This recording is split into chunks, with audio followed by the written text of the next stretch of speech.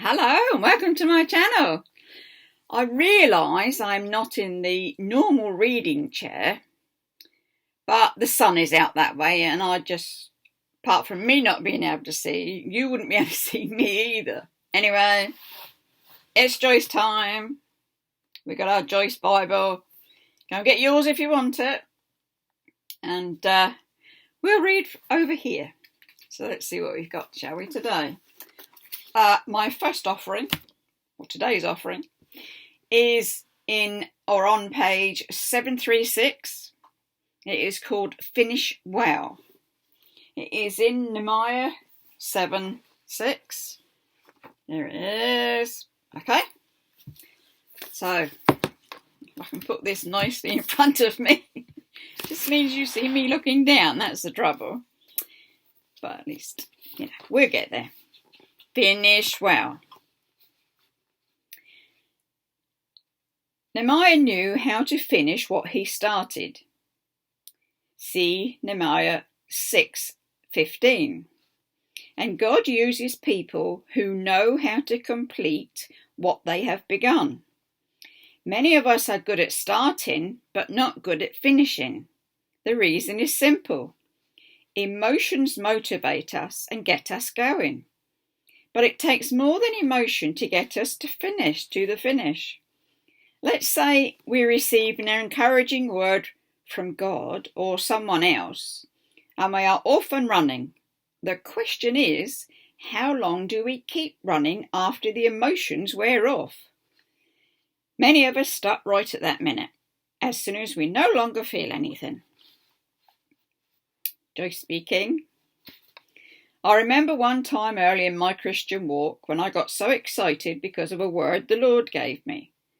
A guest speaker with the gift of prophecy came to our church. And as he was laying hands on people, praying for them and blessing them, he said to me, Joyce, I see you laying hands on multiplied thousands of people, and they are coming under the power of God. My emotions were so strong I could hardly contain myself. To me, that was confirmation of something I believe God had been speaking to me. I got so emotional about it that I think I scared the man. I usually do not respond with such enthusiasm, but I was so excited. After a few years, my emotions were still so strong I could hardly contain myself. But it was for another reason. It was not out of excitement. It was because I was still waiting for it to happen. And I thought, I don't think I can stand this waiting another moment. Emotions can be up and they can be down, but we must remember that they are fickle and do not speak truth to us. They can change radically overnight. The beginning of something new is almost always exciting, but it is not those who start the race in excitement who win.